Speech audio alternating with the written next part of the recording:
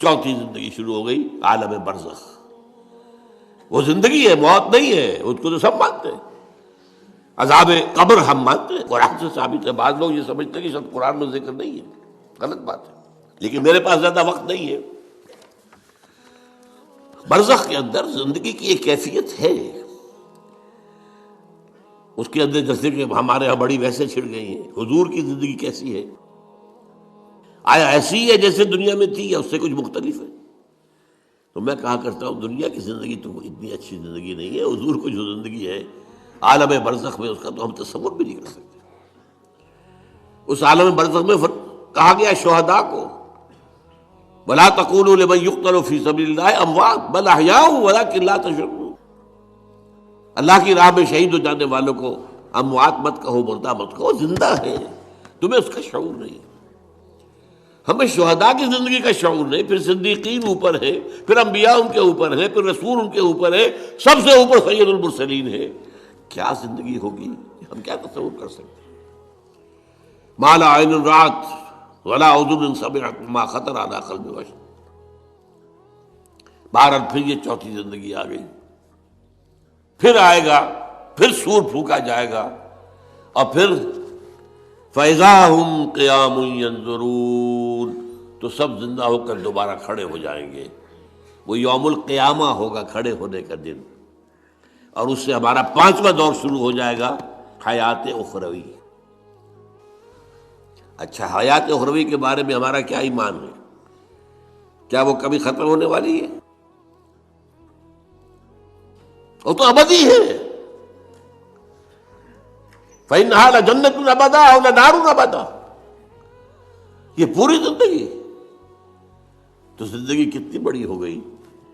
تو اسے پیمانہ امروز و فردا سے نہ ناپ، جامداں پہم دواں ہر دم جواں ہے زندگی۔ البتہ ایک کام کیا کیا ہے اللہ نے، یہ جو دو موتوں کے درمیان زندگی آئی ہے، پہلی موت جو کہ ہم عالم ارواح سے، اس کے بعد سلا دیے گئے، موت آ گئی نا، پھر اللہ نے زندہ کیا۔ پھر جو ہماری موت آنے والی ہے، میری اور آپ کی، ان دو موتوں کے درمیان ایک زندگی کا حصہ کٹ گیا اس میں سے۔ یہ لمبا پروسیس، وہاں سے وہاں تک، مبدأ و معاد، انا للہ و انا الیہ راجعون، اس میں یہ چھوٹا سا ہماری زندگی میں سے حصہ کاٹ کر اس سے ایک امتحانی وقفہ بنایا گیا۔ خلق الموت والحیات لیبلوکم ایکم احسن عملا، اس نے زندگی اور موتیں تخلیق کی ہیں تاکہ تمہیں آزمائے کہ کون ہے تم میں سے اچھے عمل کرنے والے۔ یہ امتحانی، اس کو بھی اقبال نے خوب کہا ہے، ملزم ہستی سے تو ابرا ہے مانند حباب، اس زیاں خانے میں تیرا امتحان ہے زندگی۔ اب امتحان 3 گھنٹے کا بھی ہوتا ہے تو وہ 30 سال کا بھی ہو سکتا ہے، یہ تو ایک کوانٹیٹیو ایلیمنٹ ہوا، امتحان امتحان ہے، ٹیسٹنگ از ٹیسٹنگ۔ یہ حیات دنیاوی امتحان ہے، ملزم ہستی سے تو ابرا ہے مانند حباب، اس زیاں خانے میں تیرا امتحان ہے زندگی۔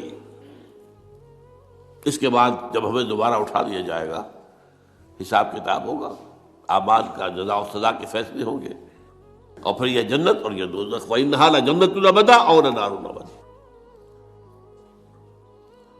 یہ حیات ایک ایمان باللہ اور ایمان بالآخرہ، ایمان بالآخرہ کے ضمن میں پورے حیات انسانی کا ایک تصور جو ہے سامنے لانا ضروری ہے۔ اب آئیے،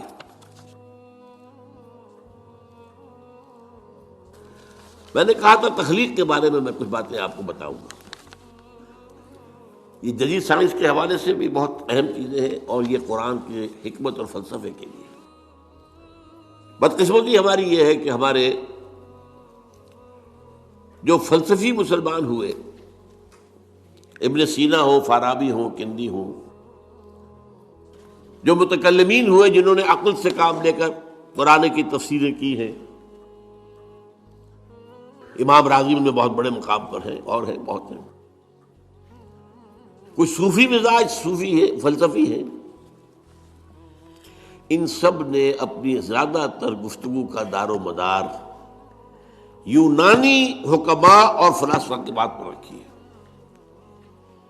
سقراط اس کا شاگرد، افلاطون اس کا شاگرد، ارسطو۔ ہمارے متکلمین، ہمارے فلاسفہ سب ارسطو کے شاگرد۔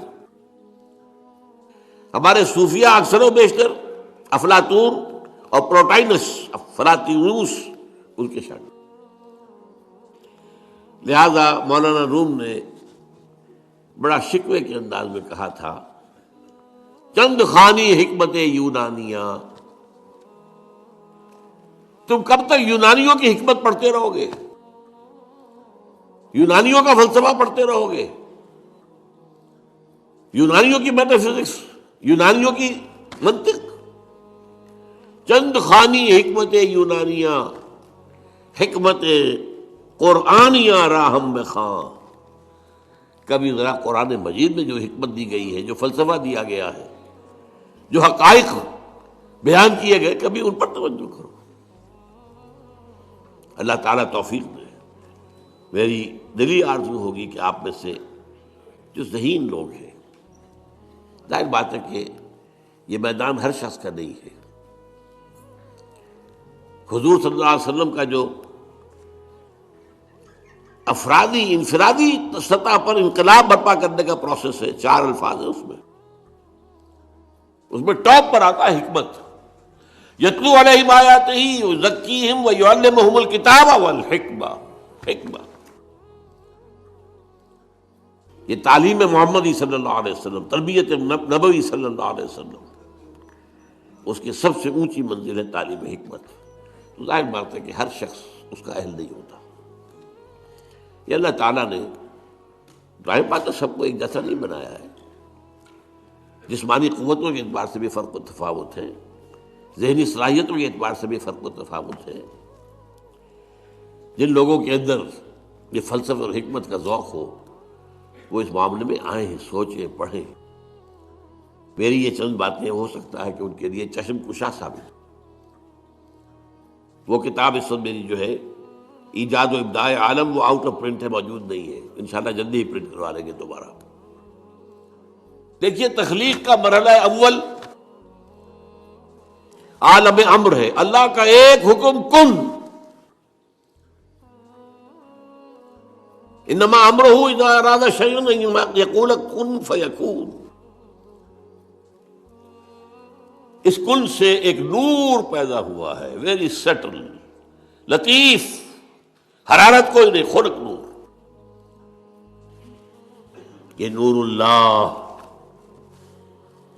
یہ پہلی شے ہے جو پیدا ہوئی ہے۔ حکم ایک کن، یہ عالم امر ہے۔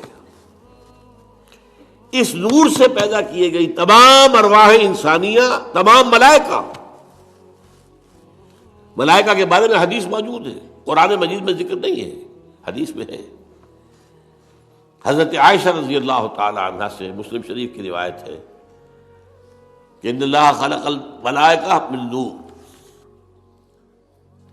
یہ عالم امر ہے پہلے جو پیدا کیا گیا ہے، ایک نور، بسیط نور، لطیف نور۔ اس نور سے ارواح انسانیہ، انہی میں ایک روح محمدی بھی تھی نا، جس کو نور محمدی بھی کہا جا سکتا ہے۔ یہ لفظ جو ہمارے یہاں کہا جاتا ہے نور محمدی، نور اس لیے کہ روح نورانی ہے، ملائکہ نورانی ہے، اللہ نے فرشتوں کو نور سے پیدا کیا۔ اچھا، اب اس تخلیق کا دوسرا مرحلہ آیا۔ یہ پہلی تخلیق جو میٹا فزیکل ورلڈ کی ہے، دوسری تخلیق ہے فزیکل ورلڈ، ایک اور امر کن، اور اس سے ایک بگ بینگ پیدا ہوا۔ یہاں سے سائنس شروع ہوتی ہے، اس لیے کہ وہ جو پہلا معاملہ ہے وہ سائنس کے دائرے سے باہر کا ہے۔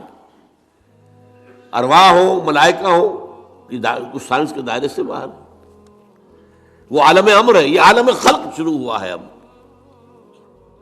اور عالم خلق اور عالم امر میں ایک بڑا بنیادی فرق جان لیجئے۔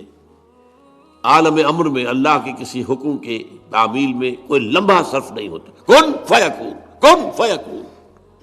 No time element.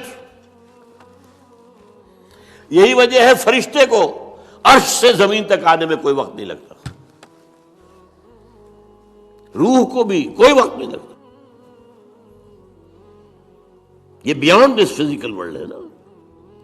तो मेटाफिजिकल वर्ल्ड का ताल्लुक है इनका, ये आलम अमर से है. अमर में वक्त नहीं लगेगा कतअन, खल्क में वक्त लगेगा लाजिमन.